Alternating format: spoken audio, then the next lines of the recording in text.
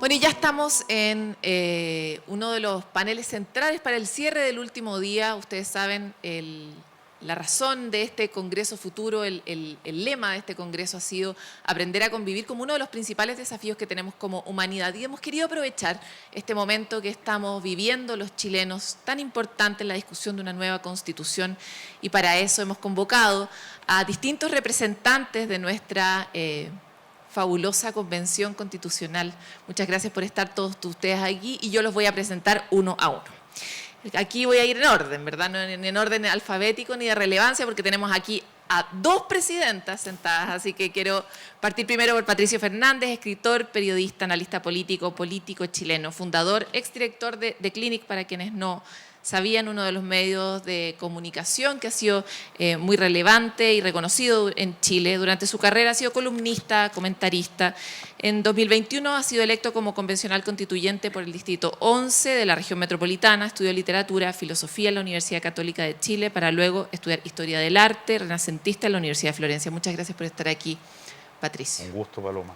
Vamos a dar ahí hartos antecedentes de ustedes que tal vez para muchos son desconocidos, por eso así no se sorprendan por toda la presentación.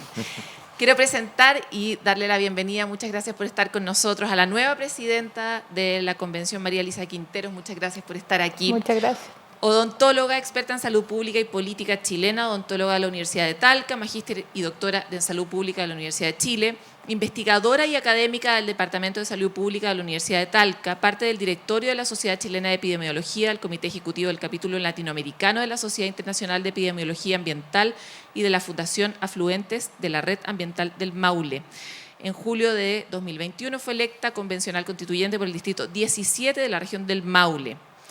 Así que queremos darle la bienvenida, porque además estamos recién estrenando, así que en su rol. Muchas gracias por estar con nosotros. Muchas gracias por la invitación. Quiero también presentar a Hernán Larraín, abogado, político y profesor universitario, cofundador del Centro de Estudios Horizontal, creado en 2012.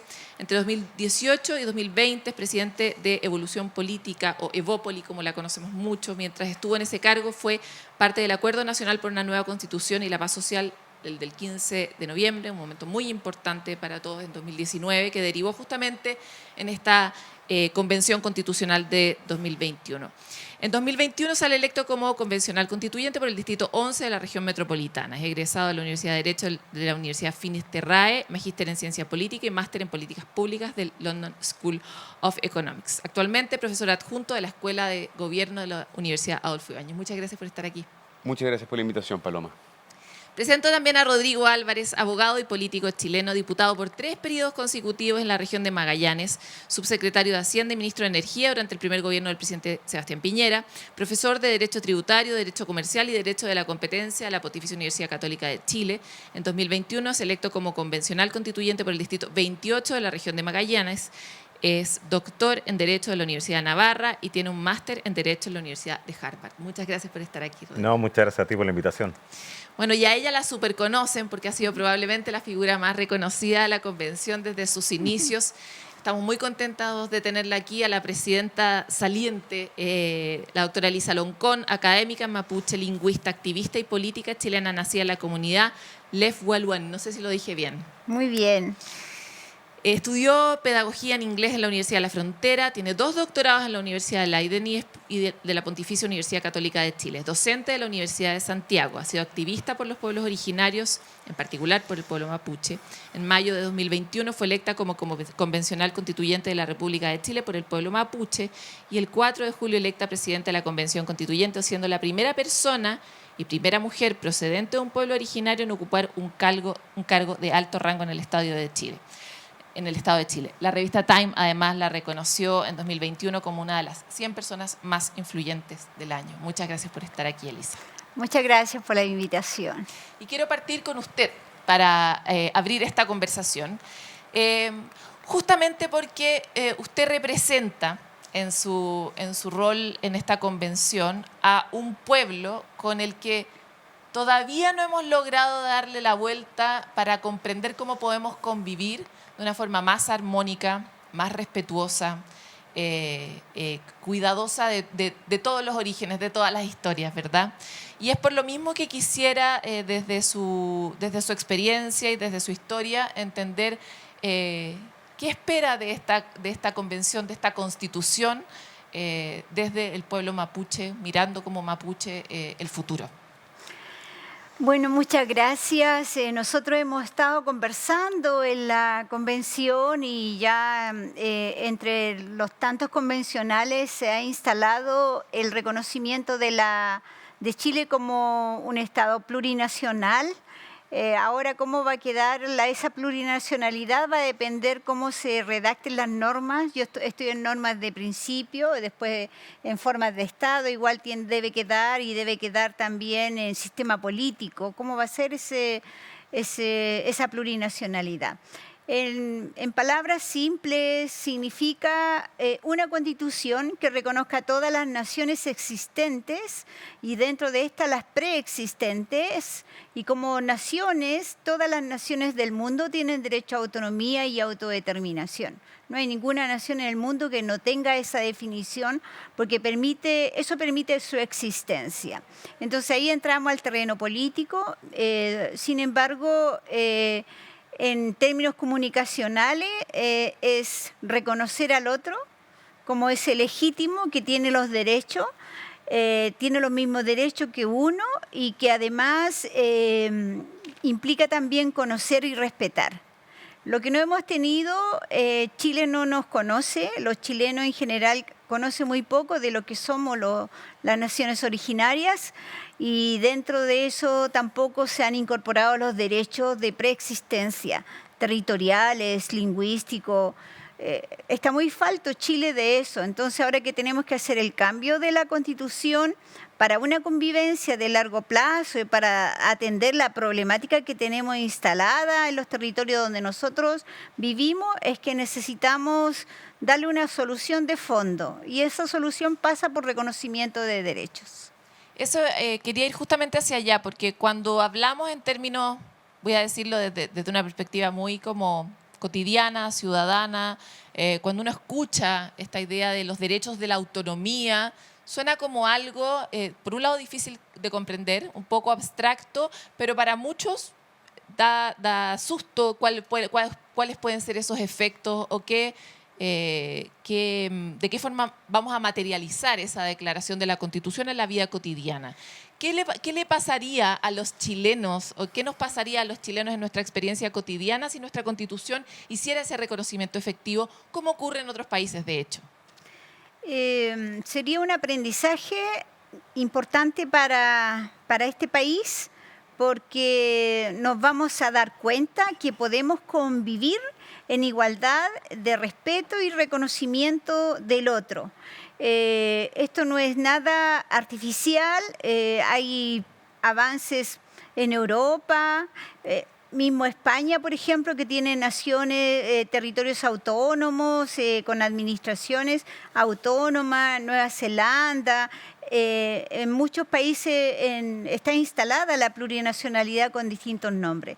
¿Y qué nos va a pasar a nosotros los chilenos? Es que vamos a ser inclusivos, vamos a reconocer una raíz que nunca antes reconocimos, vamos a reconocer de que existen lenguas tan valiosas e importantes y que nos permiten poder realizarnos en esta amplitud de lenguaje, porque hoy día somos dependientes solo del español, cuando están presentes las otras lenguas, y detrás de cada lengua hay saberes, hay otras maneras de ver el mundo. Es lo más maravilloso poder articularse con otra lengua, porque uno se le amplían las fronteras culturales y también del conocimiento. Entonces, será una linda posibilidad que tiene este país vivir su plurinacionalidad.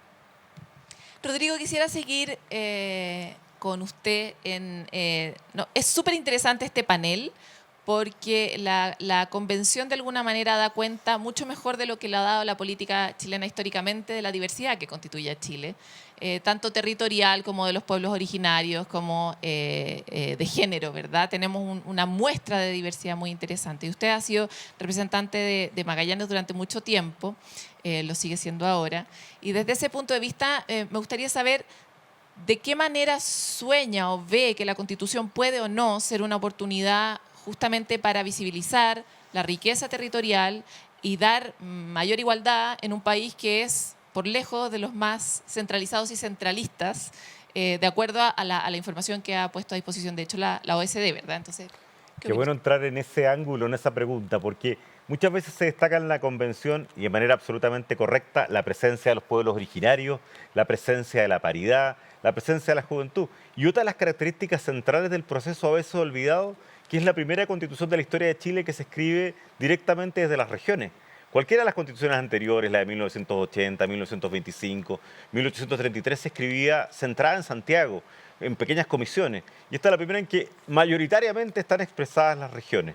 Y yo creo que por eso mismo una de las comisiones en que probablemente va a haber amplios acuerdos va a ser aquella que crea el nuevo sistema político descentralizado de Chile. Yo creo que hay una expectativa de las regiones de nuevas atribuciones, de nuevas facultades. También una expectativa de las propias regiones de no entrar en fenómenos de centralismo dentro de la propia región. Y por ejemplo, en Magallanes, a mí cuando voy a Puerto Natales o Puerto William, donde tuve oportunidad de la presidenta o Porvenir, te dice, no, queremos que la capacidad de tomar decisiones esté lo más cercana posible a la gente.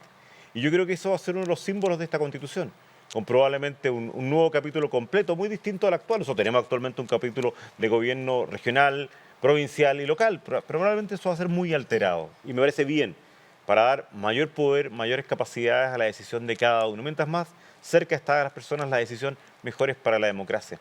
Y yo creo que acá hay una expectativa, a veces un tanto oculta, digamos, en el debate diario, de darse cuenta que tenemos la primera Constitución en que la inmensa mayoría de los convencionales que la vamos a redactar no son de la región metropolitana, y eso creo que puede ser un cambio bastante grande en relación a la historia previa.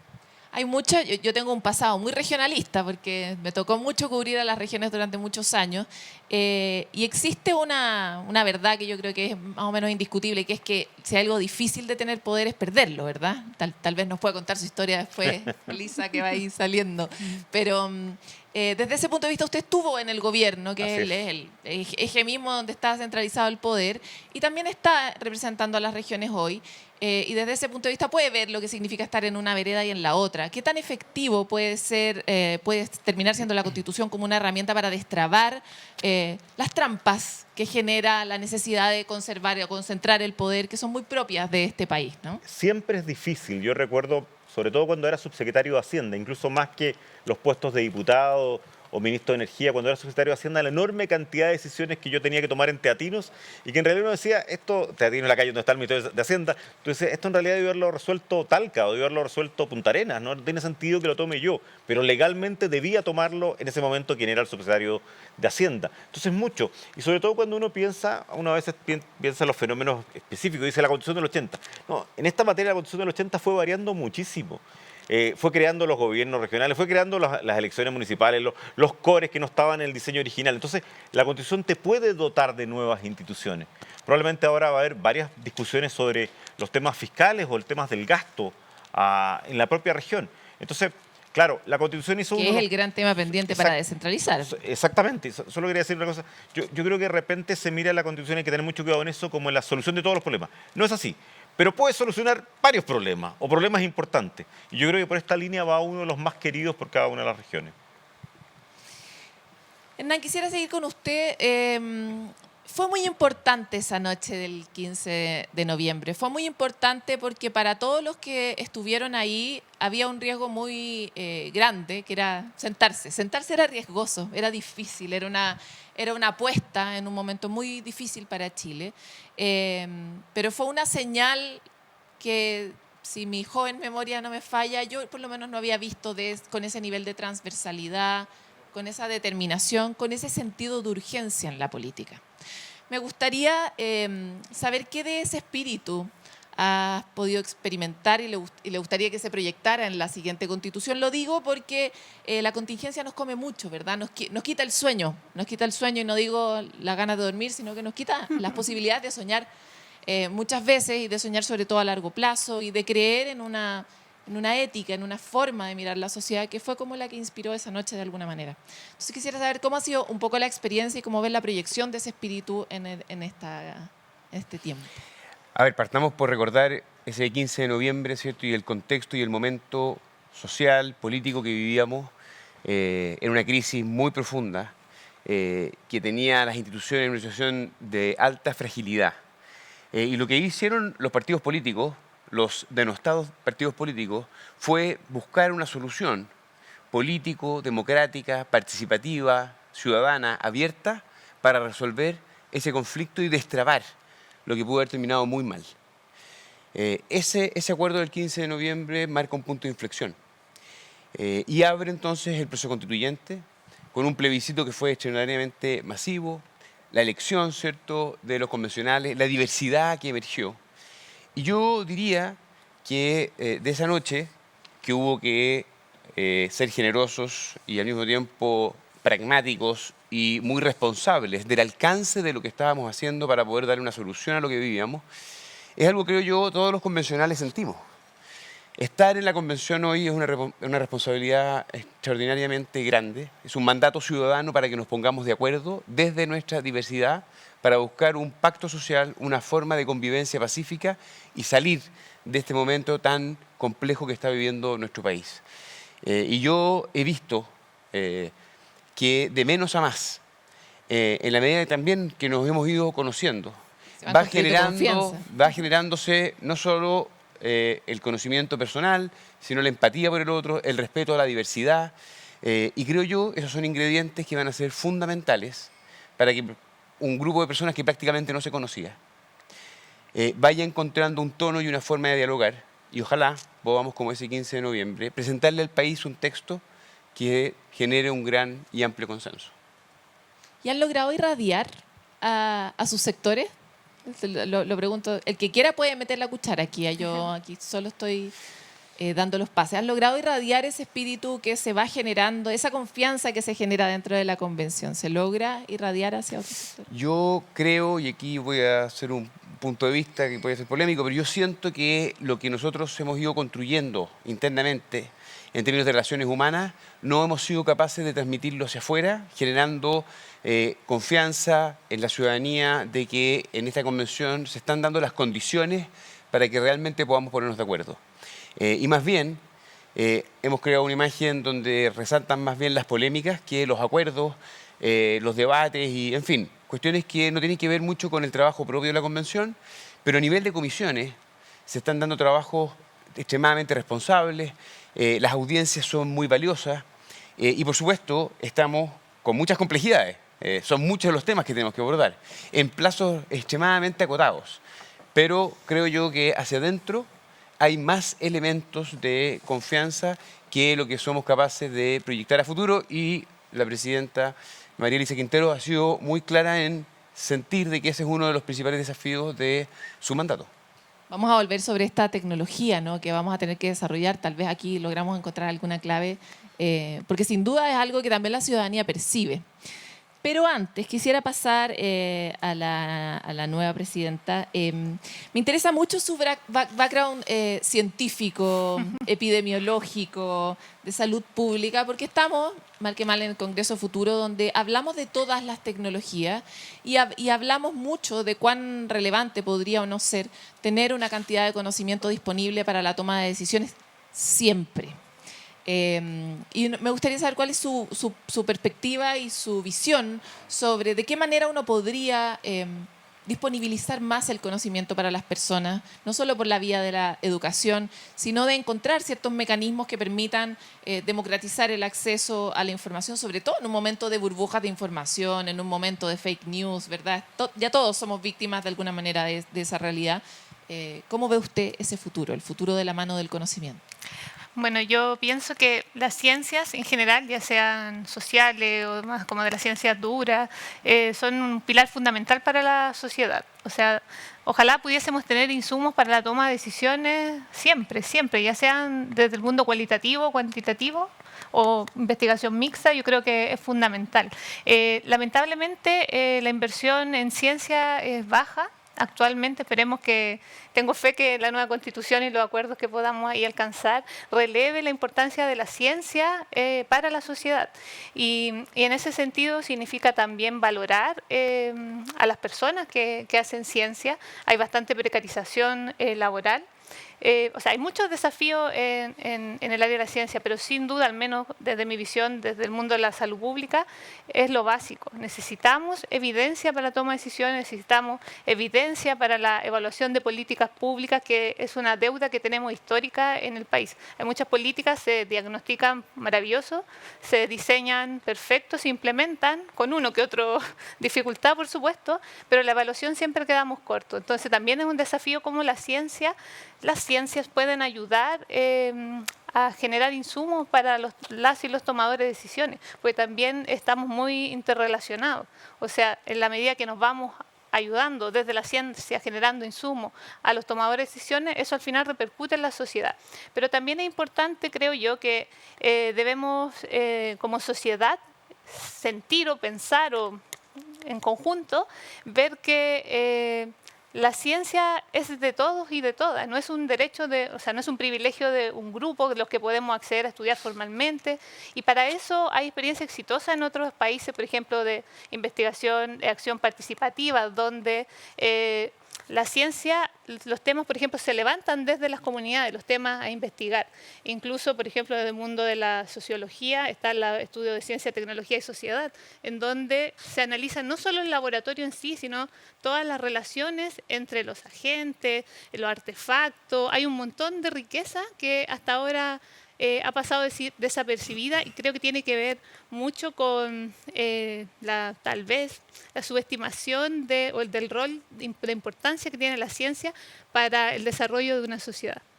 Ahí hay un tema que es que la mayoría, probablemente nosotros, compartimos la idea de que sería bueno que la ciencia fuera la base para la toma de decisiones, pero eso es distinto de plantear o de querer que la Constitución obligatoriamente instale la necesidad de evidencia para la toma de decisiones, sobre todo en elementos que tienen impacto directo sobre las comunidades. Y lo digo a propósito de cuestiones que hoy día las vivimos en términos de, no sé, pues, cómo se hacen los estudios de impacto ambiental y de qué manera se toman las decisiones para instalar ciertas zonas de desarrollo productivo, por ejemplo, y qué impacto tiene eso en la comunidad, a quien uno le cobra la cuenta de que la política pública no haya mirado bien la cosa, ¿verdad? Entonces, desde ese punto de vista, usted, ¿cómo ve que la Constitución puede de alguna forma amarrar o no sé si es la mejor palabra, pero forzar a que haya responsabilidad sobre la toma de decisiones con base de evidencia? Bueno, yo primero decir que en general todo este tema que menciona, yo creo que es importante volver a lo más básico.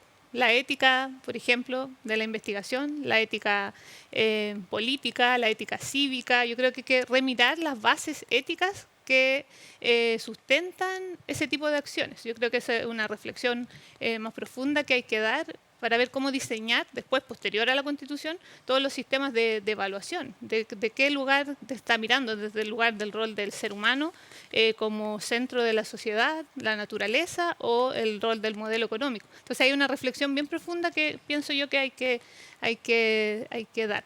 Y la segunda parte era...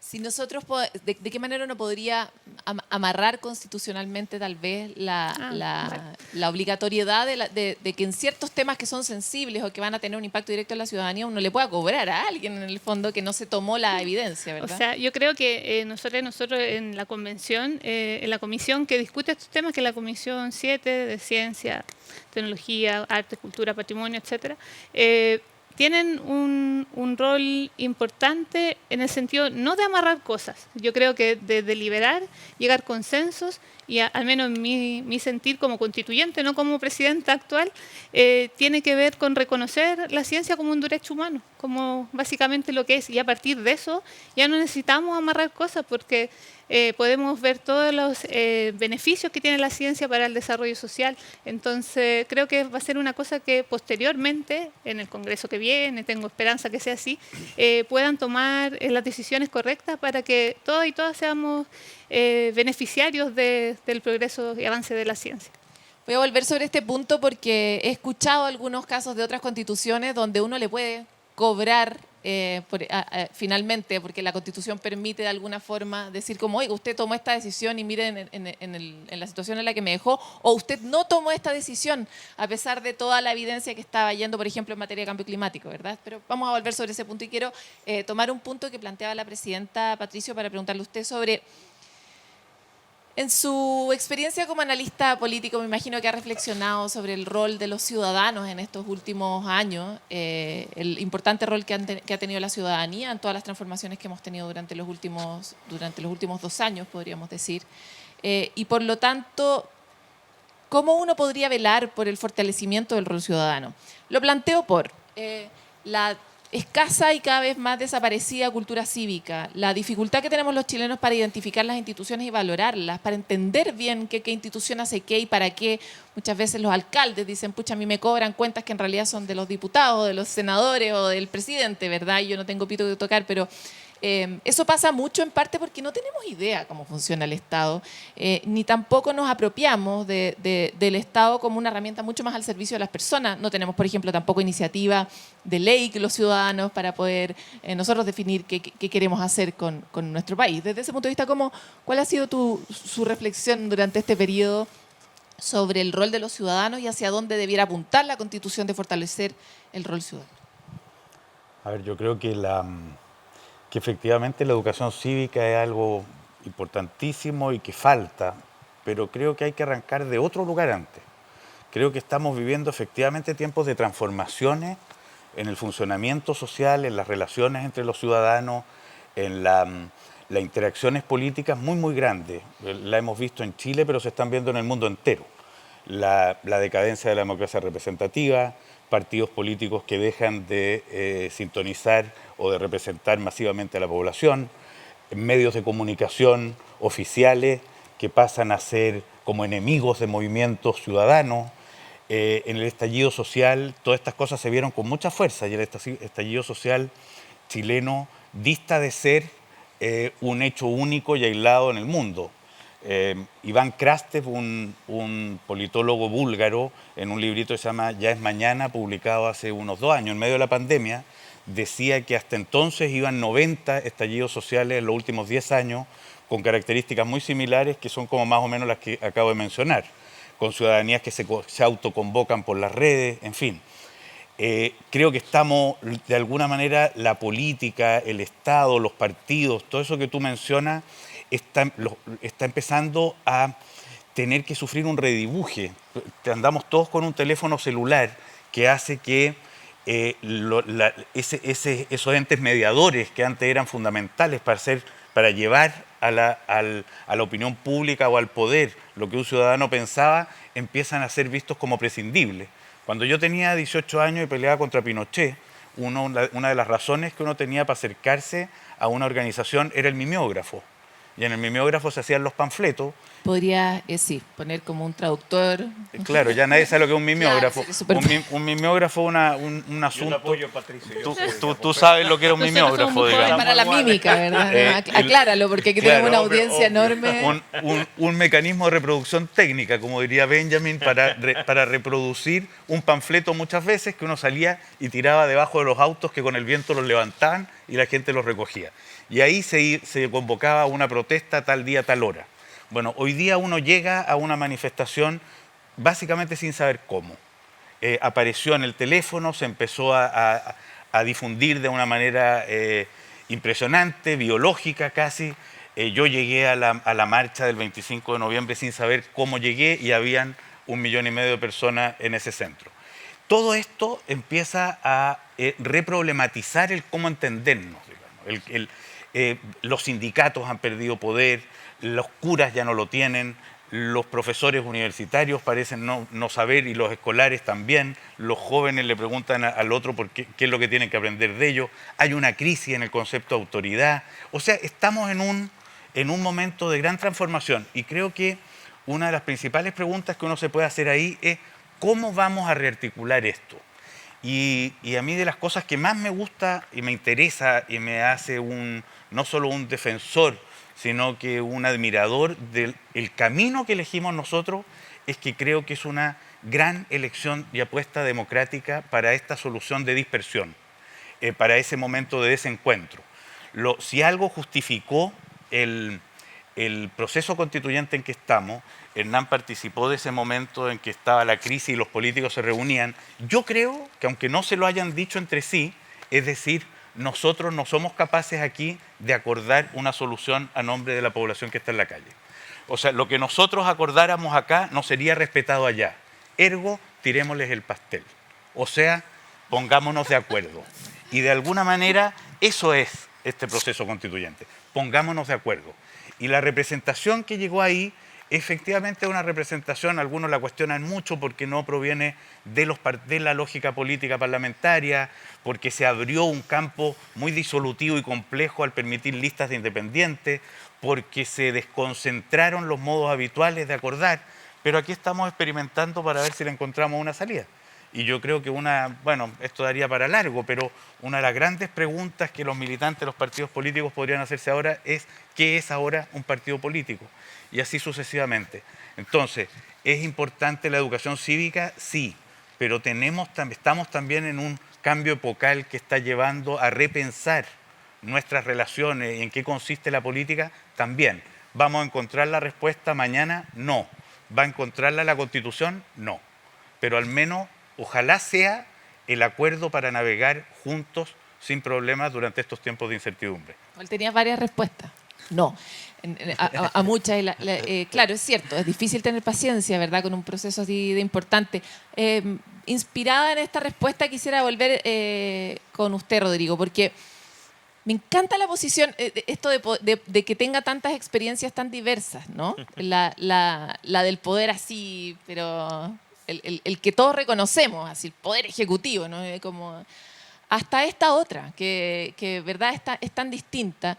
Y me imagino que desde ese momento en que era ministro de Hacienda hasta ahora, varias noches se ha desvelado pensando en esto que plantea, que es como, ¿y el poder entonces cómo, verdad? ¿De qué manera?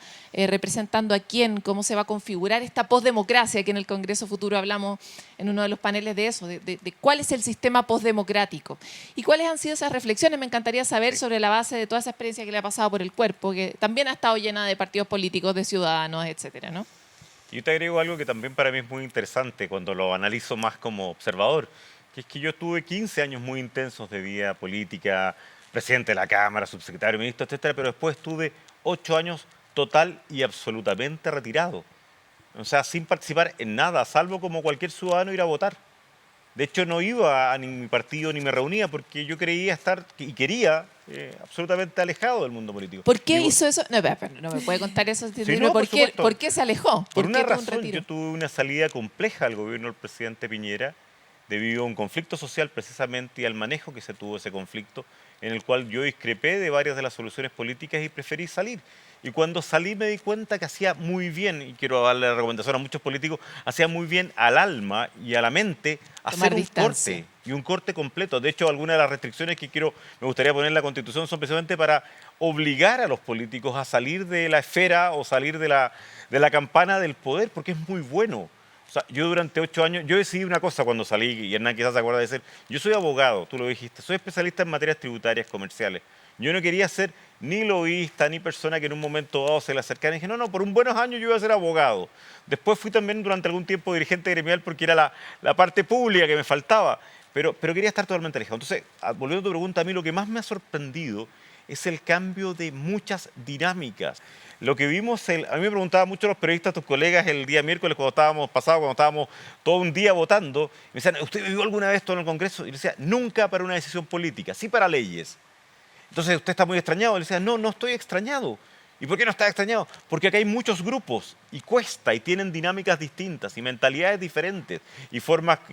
Patricio lo escribía muy bien en una columna, formas de acercarse a las decisiones de forma muy diversa a las que yo estaba acostumbrado. Entonces uno ve muchos cambios, y muchos cambios que la ciudadanía exige. Imagínate, yo había dejado la política cuando yo era uno de los primeros que tuvo Twitter, y nadie más tenía, ahora todo el mundo, a mí me extraña cuando la presidenta asume, yo estaba sentado más o menos adelante, no sé si te recuerdas, y de repente me veo rodeado por 30 convencionales que estaban transmitiendo en directo lo que estaba ocurriendo. Yo me tuve que cambiar un poquito para atrás porque es una dinámica totalmente distinta de acercamiento a la ciudadanía, que es muy compleja. Cuando yo veo este proceso, a mí lo que más me preocupa, Paloma, en relación a tu pregunta, es el exceso de expectativas, o sea, tratar de calmar lo que puede salir de esta Constitución. ¿Podemos solucionar parte de los problemas? No todos. Algunas de tus preguntas, por ejemplo, en ciencia, yo pensaba, muchas de esas preguntas requieren leyes y códigos muy específicos. En la Constitución, por ejemplo, podemos poner un principio de servicialidad del Estado o un principio de responsabilidad del Estado ante tu pregunta, bueno, ¿a quién le pido que me responda? Pero la concreción de muchas de esas cosas va a estar en la ley. Entonces, mi temor mayor ante la ciudadanía, y lo discuto, lo digo en mi distrito, es, a ver, esta es la piedra fundamental de nuestro sistema económico, político, social y jurídico. Pero no es la piedra que soluciona todo, no es la varita mágica que soluciona todo. Mira, Y de mi experiencia de estas diferencias, claro, el Ejecutivo puede definir muchas cosas, pero creo que el Ejecutivo que necesitamos para las próximas 4 décadas, y yo creo que esa es una de las claves del éxito de esta convención, pensar en las próximas 4 décadas. Si pensamos en los próximos 4 años, sonamos, porque ahí entra la lógica de la conveniencia del sector. Bueno, yo creo que la lógica que tenemos que contar es muy distinta a la que hemos tenido en los últimos años. De todas maneras, Patricio. No, una acotación muy pequeña. Cuando yo te decía, a propósito de lo que dice Rodrigo, que respecto de algunas cosas vamos a encontrar la respuesta, y yo digo no, puede ser que sí, pero prefiero decir no, porque estamos además en un periodo de tal transformación, de tales cambios, que aspirar, y lo digo esto más, no solo respecto a las expectativas muy concretas de lo que sino que incluso en un concepto de solución de problemas grandes, vamos a resolverlos en un tiempo de cambio que todavía tiene para rato siendo tiempo de cambio, cuando estamos en medio de un gran temporal de nuevas señales. Yo creo que es muy posible que no. Entonces, la apertura a ese no te puede invitar a una solución momentánea al menos, que es algo así como decir, vamos viendo, o sea, cómo convivir de manera armónica en un proceso en el que todos quepan, sin por eso dar por cerrado que así debe ser la historia para siempre. Me parece súper importante. Yo creo que a pesar de que todos sabemos que la Constitución rige por muchas décadas, es difícil salirse de la inmediatez, ¿verdad? Y realmente darle tiempo al tiempo. Desde ese punto de vista, ustedes ya con este fogueo que han significado este tiempo de trabajo, ¿con qué sentirían que este trabajo es un éxito? O sea, moderando las expectativas, entendiendo que es una cuestión de largo plazo, entendiendo que son los principios fundamentales, ¿qué cosa sería un éxito de constitución, de logro de esta convención poder instalar ahí, ¿verdad? En algo que podamos nosotros aprobar después en el plebiscito de salida. Te voy a dar a ti esa. Es una pregunta muy grande, pero yo creo que si uno va desde lo fundamental, desde lo esencial, yo partiría diciendo que espero que los acuerdos que se logren en la convención traspasen los 2/3 y sean amplios y transversales y sean inclusivos. Y donde todos entendamos de que nadie va a poder tener su propia constitución, ni un grupo imponerle al otro, sino que todos van a tener que ceder. Y que eso sea leído por la ciudadanía como un espíritu del texto, más allá de los contenidos, que es un espacio para que convivamos todos juntos en nuestra diversidad y diferencia. Creo yo que ese debe ser, por así decirlo, la cuestión más sustantiva. Ahora, hay desafíos que creo yo tenemos que asumir, y me cuelgo de Pato y de Rodrigo, ¿cierto?, en el entendido que la nueva Constitución puede iniciar un proceso de transformaciones. Desde ese sentido, hay una cuestión fundamental respecto de nuestra democracia, su funcionamiento, las instituciones y la confianza, o más bien desconfianza que tiene la ciudadanía respecto de cómo funciona la política y cómo está redistribuido el poder. Ahí hay una cuestión que yo creo es muy profunda y la ciudadanía espera de que aquí en el fondo se redistribuya el poder y que se desconcentre y que se abra y que no importa dónde nazcas, estén todas las oportunidades. Hay una dimensión muy importante para la ciudadanía que tiene que ver con los derechos sociales. ¿Cómo vamos a dar dignidad? ¿Cómo vamos a dar calidad en ciertos bienes públicos fundamentales para todos los chilenos, como es la salud, la educación, la vivienda, las pensiones? Obviamente no se va a arreglar todo desde el texto, pero podemos iniciar una serie de cambios que responsablemente puedan cambiar la lógica de los derechos sociales. Pienso en cambio climático. Pienso en el agua, pienso en el reconocimiento a los pueblos indígenas y cómo construimos un nuevo trato que dure muchos años. Pienso en las regiones, el feminismo, que tiene una fuerza realmente impresionante, la inclusión de las disidencias sexuales, y uno podría seguir. Pero creo, por eso, que el desafío puede ser infinito, pero si hay en el acuerdo una transversalidad y una inclusión importante, creo que vamos a estar haciendo lo que es más importante, proponer una casa para todos y todas. Quiero aclarar para nuestra audiencia que la presidenta Elisa Loncón no desapareció, sino que se tenía que ir porque tenía un compromiso. Quisimos partir con ella en sus preguntas. Lamentamos mucho que no esté también siendo parte de esta conversación. Y quiero seguir con la actual presidenta. Un poco acaba de asumir. Entonces, el sueño suyo me parece muy relevante de conocer. Como, ¿cuál sería un éxito para esta constitución? Y por otro lado, yo sé que tiene un alma muy ambientalista, tiene un conocimiento y una aproximación a los problemas ecosistémicos que estamos viviendo muy profundos. ¿De qué manera quiere que eso quede resguardado en la próxima constitución? Sí, bueno, primero quisiera volver un poco atrás y comentar que al menos en mi experiencia la gente sabe que la Constitución no soluciona los problemas. Al menos los cabildos que he participado y en el colectivo en que yo me articulo, donde hay asambleas muy regulares, la gente sabe que este proceso es a largo plazo, sabe que lo que estamos haciendo ahora no es para ellos, es para las generaciones que vienen. Lo tienen claro, están ahí por sus niños, la gente mayor se me ha acercado con las lágrimas en los ojos, diciendo que ojalá los que vienen no les toque vivir lo que ellos han pasado. Entonces, yo creo que mucha gente, no todo el país, por supuesto, pero mucha gente sabe que esto es a futuro. Y eso yo creo que es una de las principales motivaciones, porque nos hace conectar con el proceso, cuando uno lo acerca a las personas, porque ahora estamos demasiado institucionalizados y un poco lejanos de la gente. Entonces, ahí debemos volver a donde partimos, creo yo, porque al menos esa es mi experiencia de la calle, del compartir con las personas.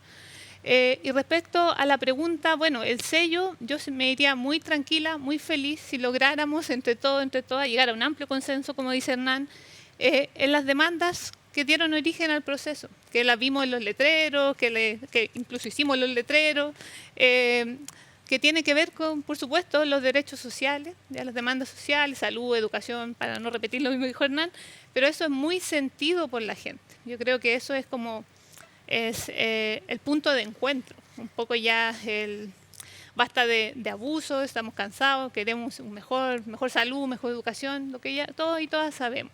Entonces, si pudiésemos mejorar eso con la propuesta de constitución, en que tengamos condiciones más o menos dignas para todas y todos, y yo no digo acabar con los ricos ni nada de eso tan extremo, sino que realmente tengamos condiciones dignas de educación más o menos parecidas para todos, no estandarizado como se caricaturiza, pero sí que los segmentos más vulnerables de la población tengan un pasar digno. Eso yo creo que sí, que no vivan en las casas precarias, con mucha droga, con ausencia de áreas verdes. Estoy pensando en un sector específico de mi ciudad para describir la situación. Entonces, yo creo que con eso yo me iría muy tranquila para mi casa. Si lográramos ese consenso entre todas, velando, no por lo individual, por lo que cada uno quiere asegurar, que no, al menos en esta votación no se dio. Yo vi mucha generosidad ahí en ese momento de la elección de esta presidencia de consenso. Yo creo que nos iríamos todos tranquilos a la casa, con el alma tranquila de que logramos, pero hay que trabajar, logramos construir acuerdos, hay mucho trabajo por hacer, y tiene que ver también con alguno de lo que decía de los chiquillos acá, que tiene que ver con la confianza, con el conocernos, porque somos igual que el resto de la sociedad, necesitamos conocernos, necesitamos confiar, y no hemos tenido tiempo.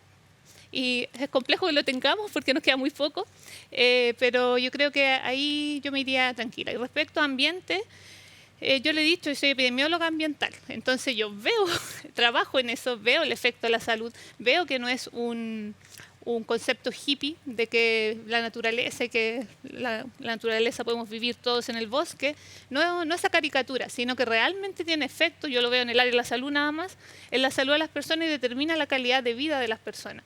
Entonces, no puedo disociarme de ese saber o de ese conocimiento para no querer que, ojalá, como constituyente, no como presidenta, lo aclaro, ojalá se avance en materias de inclusión de la naturaleza como sujeto de derecho, porque si no, vamos a seguir con un modelo que extrae y al final esa dependencia que tenemos de la naturaleza, que está comprobada científicamente, incluso desde el área de la salud, en 2015 ejerce una nueva disciplina que es la salud planetaria, donde se empieza a conjugar mucha más evidencia que la crisis climática, contaminación del aire, océanos, todas las variables del mundo ambiental.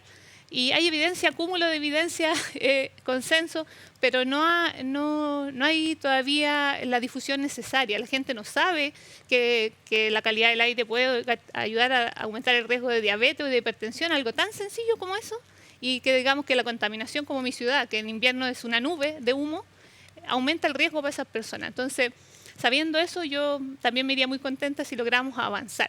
Y quizás las cosas porque también hay que ser realista, puede que algunas no podamos tener consenso, que ojalá que sean las mínimas, por supuesto, dejarla para quizás la nueva constitución en 50 años más, 40 años más, cuando tengamos una sociedad mucho más ecológica, mucho más consciente de la dependencia con la naturaleza y mucho más como podemos decir, solidarias entre nosotros y nosotras en la sociedad, y también pluralista, donde todas las visiones las respetemos, donde todos nos podamos conversar de política sin sentirnos incómodos, sino que comprendiéndonos que son distintas formas que obedecen tal vez a la biografía, a las redes que uno tiene, qué sé yo, hay mucha gente que puede explicar muy bien estos temas. Sería maravilloso irnos con eso cumplido. Patricio, ya nos va quedando poco tiempo. Quisiera hablar sobre las tecnologías que has desarrollado en la experiencia personal como constituyente, porque esta incomodidad que tenemos los chilenos y que somos cada vez más víctimas de nuestras propias burbujas, nos cuesta mucho igual la diferencia, nos cuesta mucho discutir, es una tecnología que hemos usado poco durante los últimos años, llegar a acuerdos es definitivamente algo que tenemos bastante olvidado. Y desde ese punto de vista, ¿cómo ves en su experiencia durante este tiempo que ha evolucionado o ha encontrado herramientas que puedan ser tal vez extrapolables a la sociedad para, como decía Hernán en una intervención anterior, lograr traspasar este espíritu, ¿verdad?, de encuentro, de acuerdo, que es algo muy necesario hoy día para poder construir el Chile que se sueña, ¿no? Con todos esos sueños, lo pongo muy bien. Mire, yo creo que a mí me pasa algo que es una suerte. Lo digo como la manera de habitar la convención, porque yo la habito de dos maneras, digamos. La habito como protagonista, como actor, pero también la habito como narrador. Y si hay algo que tiene el narrador que le podría servir a otros como receta, se llama la curiosidad. La curiosidad por sobre el juicio. O sea, nada más interesante que encontrarse con aquellos que actúan, piensan, opinan, buscan de maneras distintas que yo. Un interés mayor incluso por descubrir lo que saben los otros que por imponer lo que sé yo.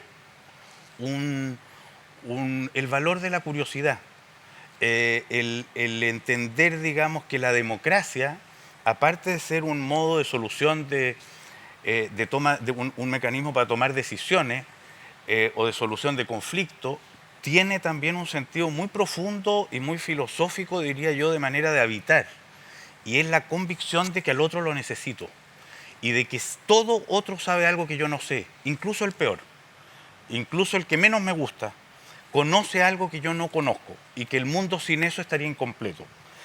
¿Te has complementado con esos otros que no te gustan? O sea, yo he disfrutado enormemente al interior de la convención esa diversidad.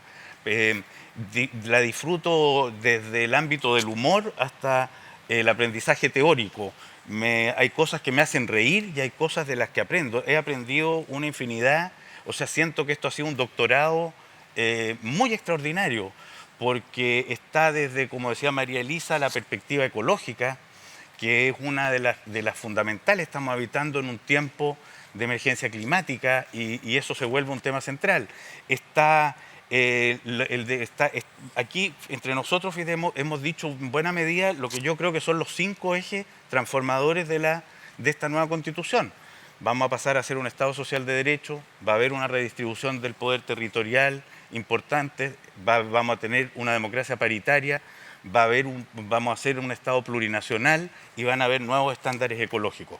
¿Cómo lo hacemos? ¿Cómo lo desarrollamos en conjunto? Es el mega reto. Y la cantidad de cosas que uno aprende y ve acá provenientes de las distintas experiencias es grandísima. Hay gente, la Isabela Mamani viene de Colchane y no solo te cuenta lo que es la historia aymara, sino que lo que están viviendo con la llegada de los inmigrantes. Y eso deja de ser una noticia porque ahí están sus padres.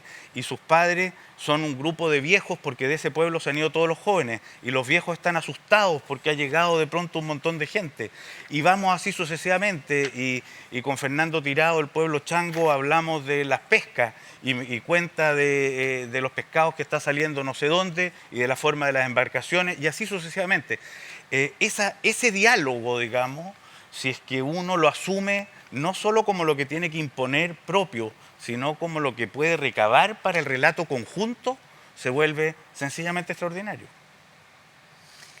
Lamentablemente, obvio que me pasé de todos los tiempos que me habían asignado, así que les voy a dar a ustedes la oportunidad de pasarse con lo que a ustedes les importe y les parezca interesante. Este es un momento, el Congreso es ese espacio súper privilegiado fuera del tiempo donde tenemos la oportunidad de imaginar un futuro diferente, mejor, de utopías incluso, ¿verdad? Entonces, si alguno de ustedes quiere destacar como un punto por el que está trabajando y el que quiere construir en estos tiempos que quedan de trabajo constitucional, le doy la palabra a cada uno para que destaque eso y podamos cerrar este panel. Muy brevemente, a mi lado, y siguiendo una frase que dijo Patricio, mi lema de campaña fue pongámonos de acuerdo. Y creo que eso es lo que tenemos que buscar. Tú me preguntabas hace un rato una pregunta que me va a dejar pensando en las diferencias políticas y las diferencias de ángulo. Bueno, otra de las diferencias que yo he visto ahora fue que yo estuve fuera en la época precisamente en que ponerse de acuerdo fue mirado mal. Fue mirado como un verdadero atentado a las posibilidades de desarrollo y crecimiento, cuando en realidad el ponerse de acuerdo es lo natural en una sociedad civilizada, en una sociedad sensata que busca razonablemente su futuro. Entonces, al menos en esta visión de futuro, yo creo que la única posibilidad de un futuro real es poniéndonos de acuerdo y entendiendo que somos personas que tenemos una visión del pasado distinta, que tenemos sueños diversos y que al mismo tiempo a veces tenemos visiones del futuro también distintas. Y por lo tanto la única fórmula es ponerse de acuerdo. Yo al menos desde la campaña, desde ese 15 de noviembre, desde el proceso constitucional de Bachelet con el cual nos tocó participar, Patricio, siento una responsabilidad y me he tomado muy en serio la idea de ser un factor de diálogo, de unidad, de respeto, de no escalar conflictos, de dejar pasar muchas cosas porque es demasiado más grande el desafío que tenemos como grupo. Y yo genuinamente creo que no tenemos la posibilidad de equivocarnos. No vamos a tener una segunda oportunidad para escribir una nueva constitución. Tenemos que tener conciencia del momento en que estamos y de la posibilidad para que Chile vuelva a tener grados amplios de convivencia desde las distintas diversidades que de hecho están emergiendo en este nuevo Chile desde la Convención. Y yo creo que hay que deponer muchas cosas, hay que aprender mucho. Yo he aprendido también y he estado abierto a diferencias y a realidades desconocidas. He tenido que tolerar, por ejemplo, y aprender a vivir el prejuicio respecto de mi persona, mis apellidos, mi origen, respecto de otros grupos. Y creo que es un acto de humildad, es un aprendizaje y que si todos de alguna manera ponemos algo de eso, por supuesto más allá del tema de los contenidos, creo que vamos a poder generar un contexto humano que va a permitir llegar a esos acuerdos que muchas veces son técnicos, jurídicos y muy complejos. Bueno, nosotros desde el Maule, mi corazoncito de casa, soñamos y yo creo que muchos contribuimos día a día con lo que podemos, con las limitaciones que tenemos también y con las cosas positivas. Soñamos como una sociedad que es llena de personas éticamente sustentables. Para mí esa es la utopía tal vez, no sé, pero el sueño.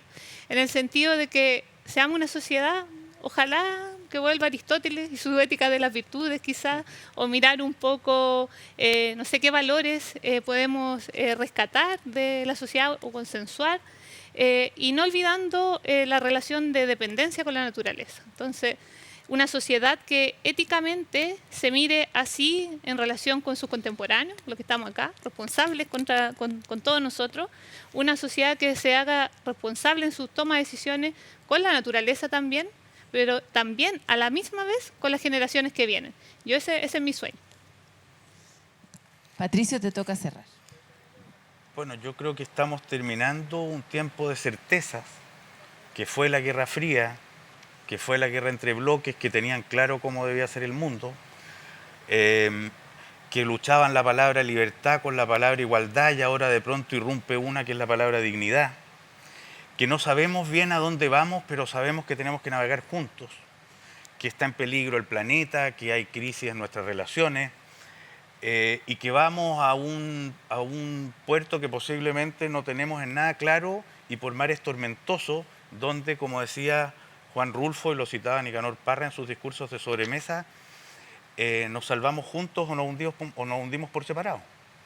Y no es necesario, digamos, en esto saber exactamente a dónde vamos, pero sí sabemos que vamos juntos y que no hay muchas posibilidades de prescindir unos de los otros porque nos hundimos en el camino.